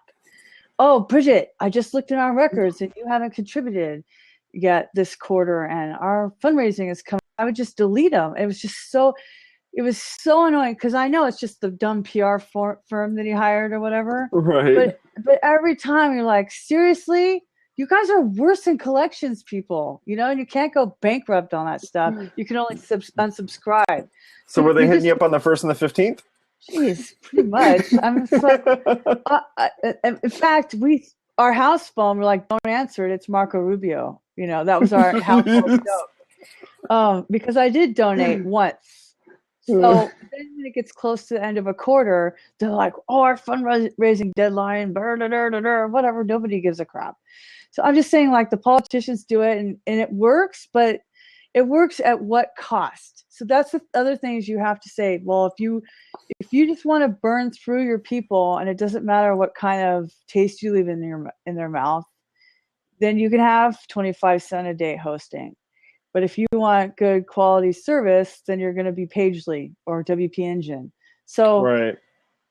You know, you have to realize that everything that you do is part of your marketing and your branding, even if you don't think it is. So, I just wouldn't do that on Twitter. It's totally different if you're, I don't even like it on LinkedIn, but I can't think of any other place where there's such a visceral reaction, because I don't care if people send me a message on Facebook. That's right. what it's for, you know? It's totally different. Well, yeah, Blab had the button, you know, tell your mom. That was the button for Facebook. And it's funny because my mom goes, oh, he's doing that thing again. My mom sends me a text message on Thursday nights now and says, have a good Blab. No, I don't. I'm with you in that Twitter, you can't really overshare on Twitter. You can't, because it's a river. It's just going by. But Facebook is so algorithmic and so crazy that you're going to end up seeing my stuff. And I'm a good netizen, and I go in there and I clean up all the crap that I posted I do too. in the last hour, because I'm like, I'm so sorry, Mom. You're following me and 7 other people, and all the posts in the last 24 hours have been about me. Wow. No, my mom is strict on the people that she follows on Facebook. That's it. She's like, there's these people and that's it. And I don't care about anybody else. This is all I want to know. And she reads it like the newspaper. She looks at it. She goes, I'm good. And then she closes it and she goes away from it. Yeah. No, that's true. Oh, But, Kevin Hoffman is saying it's funny because Google Plus Circles solves that problem, but never caught on. Now that's what I like about, so Kevin's brought this up. This is great. That's what I like about Google Plus and LinkedIn, because I know as a content creator, curator and creator, right? So I'm not just sharing my stuff. So in order for it to be okay that you're sharing so much, you need to balance it out with sharing other people's stuff. So that means I share the heck out of other people's stuff. No, you do. I'm not talking about you personally, Jason. No. I'm just saying that you're actually really good at being social. I'm not just saying that. Thank you. Anyway. I try. But I know I could go to LinkedIn and find something worth sharing. I know that I can because it's mostly business things or professional development, something I know I can share. Right. So if I'm not using my Twitter list strictly, because usually that's why I set up my Twitter list, so I have that content creation going. If I'm like, oh, I'm sick of Twitter, I just want to go somewhere else, I'll go to Google Plus or LinkedIn. Yeah. Because it's not going to be it's mostly not politics or games or somebody's dog. I mean, it's something I can share. It's an actual news thing I can share, What do you think about that Instagram? You're a real Instagrammer. Do you think that's going to change your behavior, or do you mostly use Instagram to push? I push. I look at stuff, but I actually I use an app on my phone called Launch Center Pro. Yeah, Launch Center Pro. And on there I have my 2 daughters and my son and my wife on there, that I just tap on it and it opens up Instagram and it takes me straight to their account. Oh, okay. And I look at their stuff, and I do that every day because I follow a ton of people from many different circles in which I live in. And most of the time it's stuff that I don't even care about. Like I look at it and I go, maybe I should not be following you. And I've tried to go through and clean out all the people that I don't follow, So yeah, the algorithm thing is going to be interesting. I'll see what happens with that. When I get bored, it's like standing in the line at the grocery store. I'll pull out my phone and look at Instagram, and I'm like, flick, flick, flick, flick. And, I'll look at a couple photos and stuff. But to be perfectly honest, it's not like, that's not my place where I'm like diving in, really looking at it. Yeah. So yeah, I'm curious. I like it. I realized when I was starting to get annoyed at the political stuff, so I have friends from every single persuasion, and it's just annoying. I just, there's nobody I agree with, and there gets to be a certain point where I'm like, I'm done. And then I go, oh, this is why people like Instagram. Like I had an epiphany. It's just pictures. Right. It's pictures. Yeah. It's just relaxing. I like to do it at the end of the night. And I think that it's really interesting. I think that it's an interesting move that they're making, but I'm really curious if they'll make it an optional display. Michael, kind of like how Facebook works, where Facebook does most recent. You can go into most recent and look at that. Yeah, people. I have the same problem. I have the same problem, Michael, where I have people that follow me on Facebook, on Instagram, and then they're posting all sorts of goofy stuff, and obviously none of it is them. But I just block them. Yeah. Block, report. You're done. That's it. You just walk away from it. Top right. Yeah, 3 dots in the top next to their name, and you hit report, and then it reports them. You can also tap on their profile and then report them and block them. Yeah. So I do that. I do that all the time on Twitter, and I don't get so much on Instagram, but I do that, and I just feel like, I feel like Instagram. The only thing that's really bad about Instagram, and my one friend that teaches workshops on it says, no, like PDF things, like real estate agents are constantly trying to put their PDF broker sheet on there. On Instagram or on what? On Twitter? Or even like our local parade had festival or whatever. They put like picture, and they think that you're going to be able to read all that stuff. It's this big, and it's not Facebook. You can't make it bigger, people. Stop trying to make it a flyer or memes. And also, Amy Donahue, she always tells me that, she goes, nobody reads the terms of service, and you're not allowed to regram. So because it has to be original content. So even though there are regramming apps, it's technically a terms of service violation. So she'll just block those people. But to me, the worst is memes and the raps. The rap people. I don't have them. Or the new tissue. It's like whatever the new like MLM is, So it's like either body wraps or some kind of vitamin plexus something, and or something you put on your face so you don't have wrinkles. It's like they know all these 40-something-year-olds on Instagram. And I'm just like, man, I don't want that. I don't want that in my life. I don't want to see somebody's belly all wrapped up in cellophane. It's just weird. So I don't know. But it's so weird. You just need to tell Instagram that you're 16, and then you'll end up with all the music that you don't listen to. I would rather have that. So you should do that. Just tell Instagram that you're 12 years old or whatever, and then you're good to go.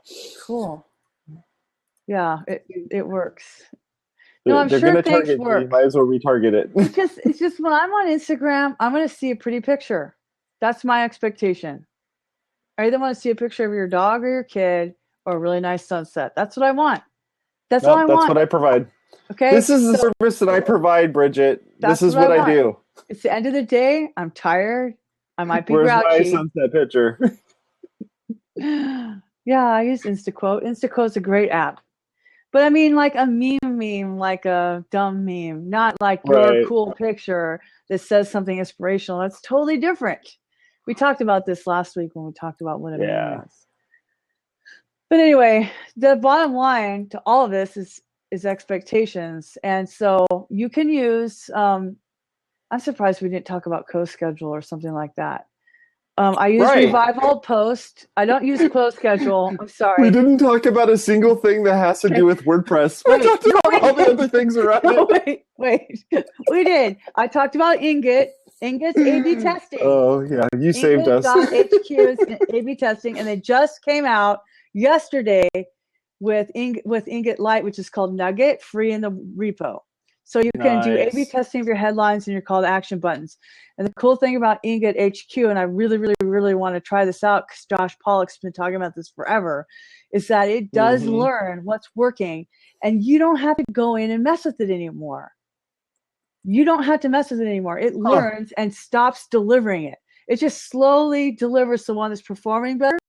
So the more hits you have, the more traffic you have, the better it analyzes. And then it just stops delivering the loser.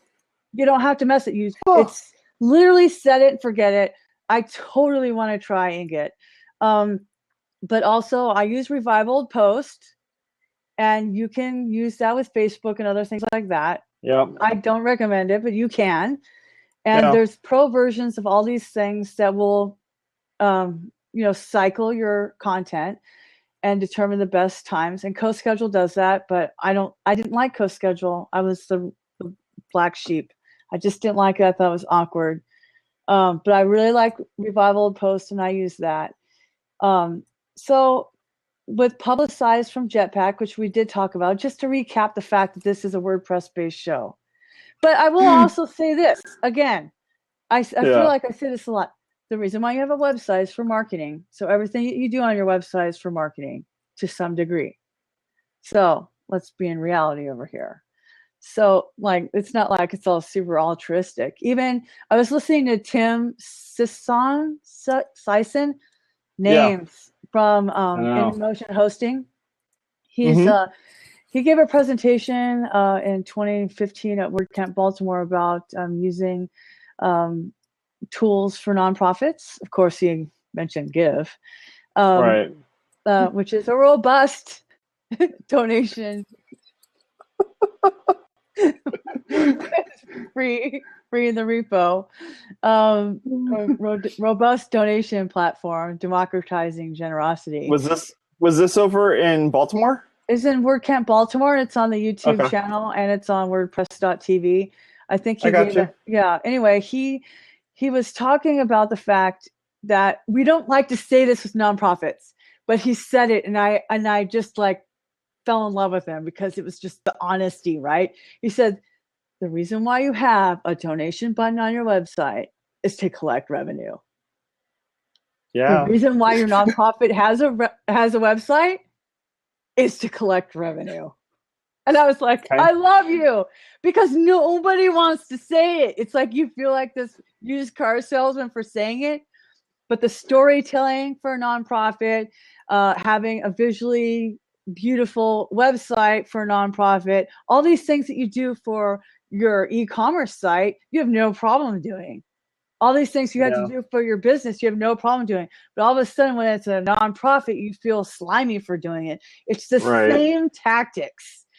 You need to have email marketing. You need to have e-commerce store if you're selling swag.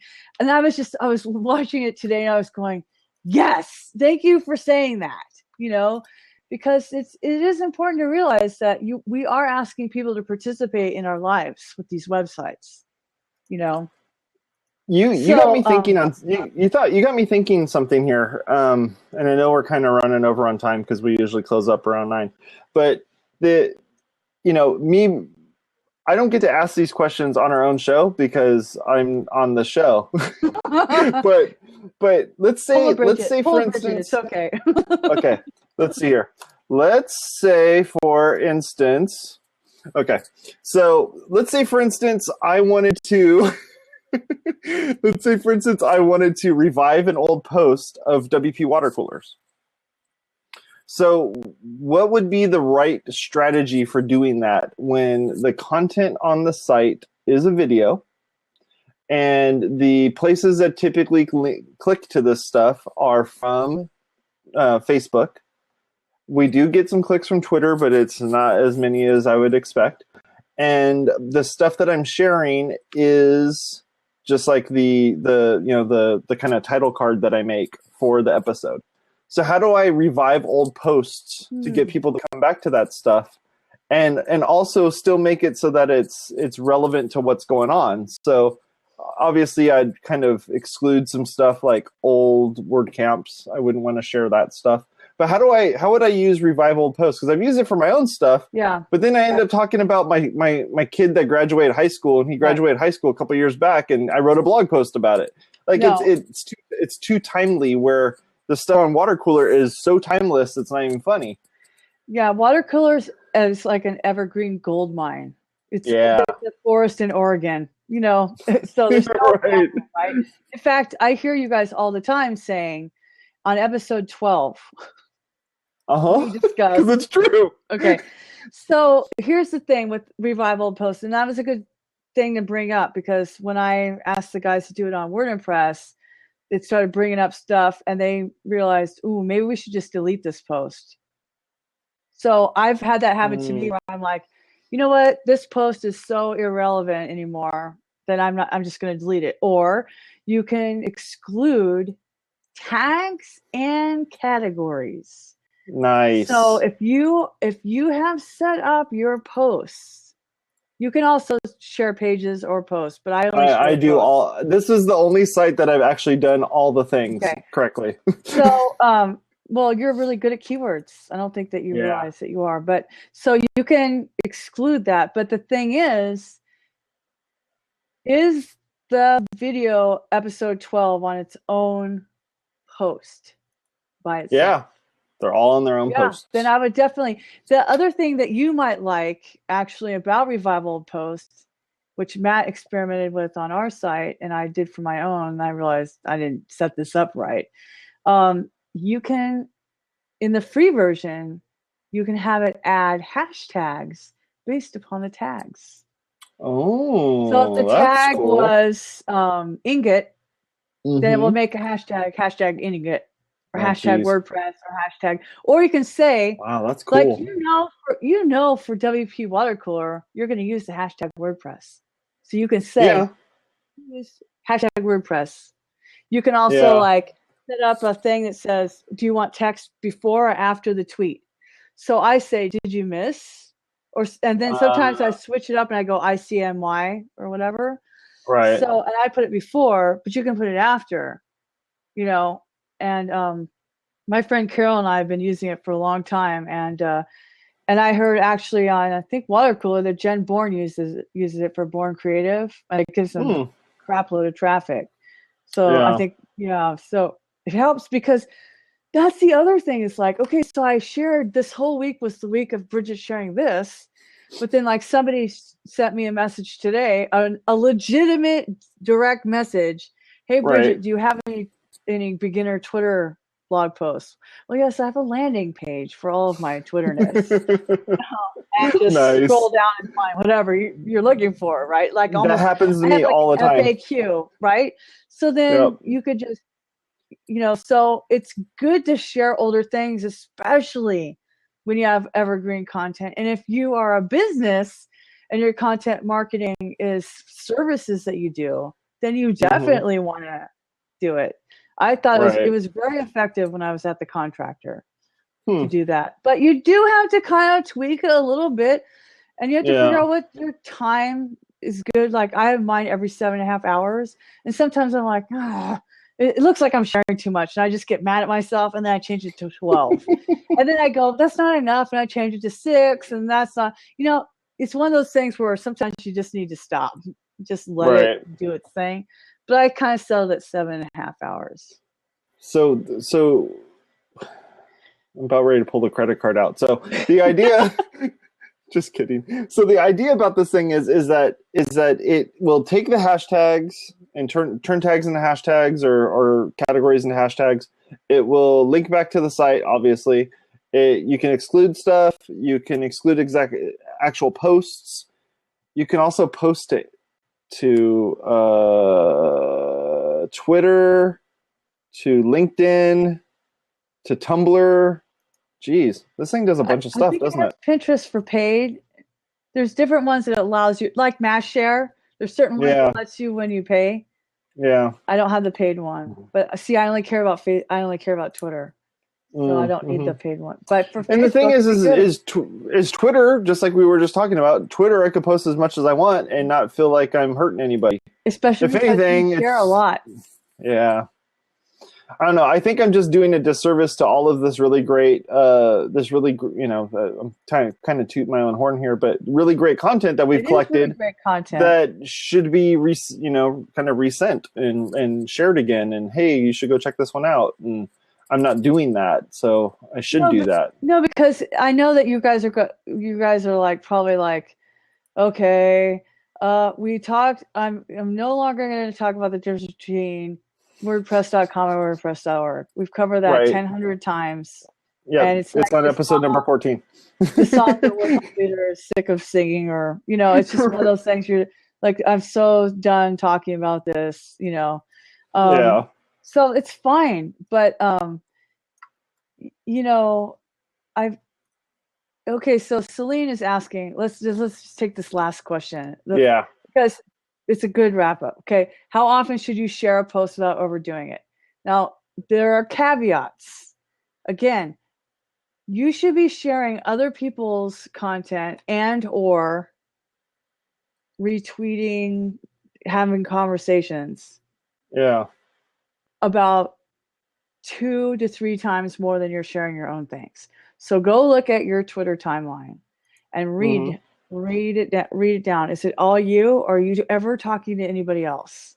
So that's a good determining factor. So if it looks like an RSS feed, it's too much. If you are sharing, and go look at mine.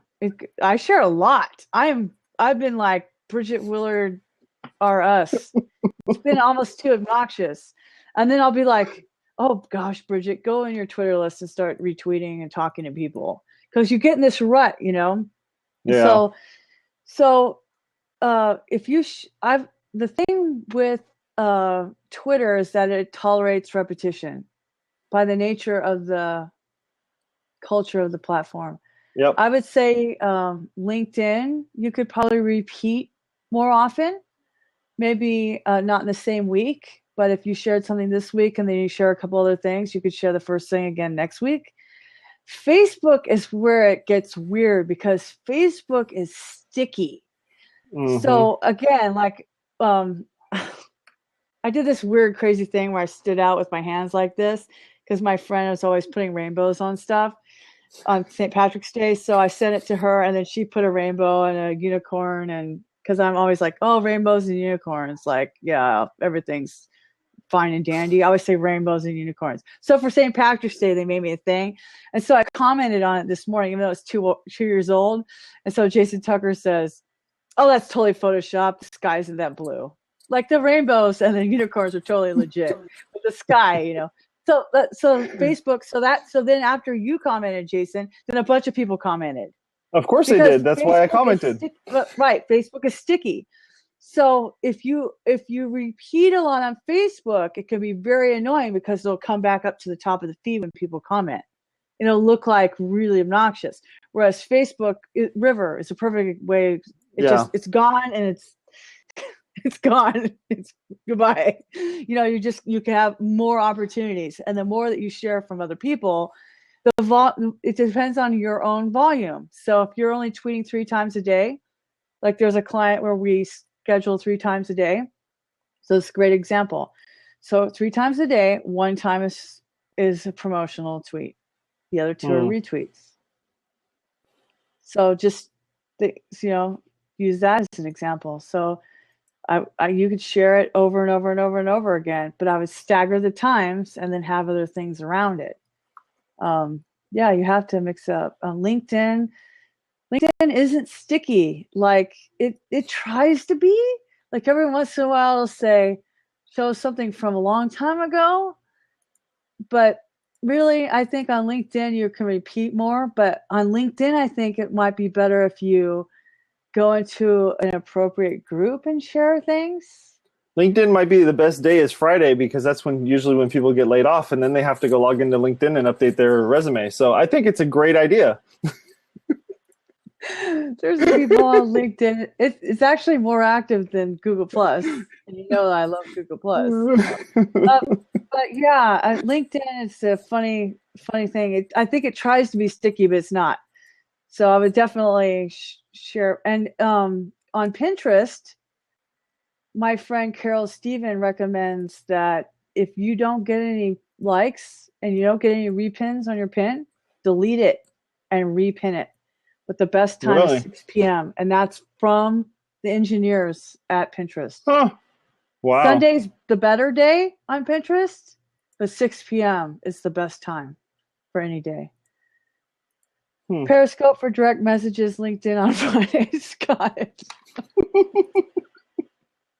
If you quit your job on a Friday, the Periscope it on your way out. You just Periscope it on the way out. Take this job and shove it. And then post that on LinkedIn saying, "Okay, I'm on the market. Let's make this happen." Did that I quit video, remember? Oh yeah. Oh jeez. Oh my gosh. Just don't be the girl from Yelp who complained about her boss not giving her coconut water on Medium and then get surprised it got canned. The best. Man, some people. My Bible study is a lot of older women. Like at 42, I'm still the youngest person. And they're like, wow, I can't believe these millennials complaining about. And you're like, this happens to me. But what was funny was the outcry from people who thought that wasn't fair. Like, wow. Yelp is all about reviews, yo. Yeah. You have to be careful what you say online. That is the premise of the entire company you work at. Stupid. It's crazy. You have to censor yourself in this life. That's how you have friends and jobs. It's okay to do that. So revive old posts only works on posts unless you pay for it. It doesn't work on custom post types unless you pay for it. Oh, custom post types? Yeah. Ooh. WP Water Cooler's stuff, all the posts are custom post types on purpose. So what is the cost? Is it a SaaS? $75. $75? Really? You could get a bitchin' map plugin from wordimpress.com for $50. Okay, we gotta go. That's really a lot. That surprises me. Wow. You know what? It's probably worth it. I bet it's worth it. Because I didn't think about custom post types. Yeah. A lot of people use custom post types for blog posts. So custom post types and custom scheduling are two things that it won't do. Yeah, you know unless you pay. If you get enough revenue, maybe it justifies it. Not going to be on BridgetWillard.com, but wow. That just surprised me. I thought maybe it'd be, that should be $9 a month. That is that's the personal license. That's the personal license. Wow. The business license includes custom. Oh wait. Oh no, it's even worse. So the personal one does not include custom scheduling. What? The business one includes custom scheduling and supports up to 3 sites. The marketer version, which is $2.99, supports unlimited sites and custom scheduling. Ugh. If you were getting a lot of business, then I guess you could justify it, but you can get an SSL certificate for that price. That's what I'm saying. I could put a give thing on the site and ask for money. Yeah, exactly. With SSL certificate and everything. To fund the revival post plugin. Oh my gosh. Look, just be organic, people. It's better for farming. It's better for Twitter. It's better for life. Hey Siri, remind me to revive old posts.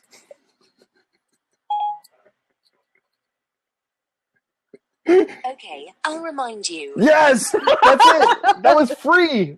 All right, folks. That's about it for today. Make sure you go to our website at wpwatercooler.com/WPBlab and go check out all the stuff that happened there.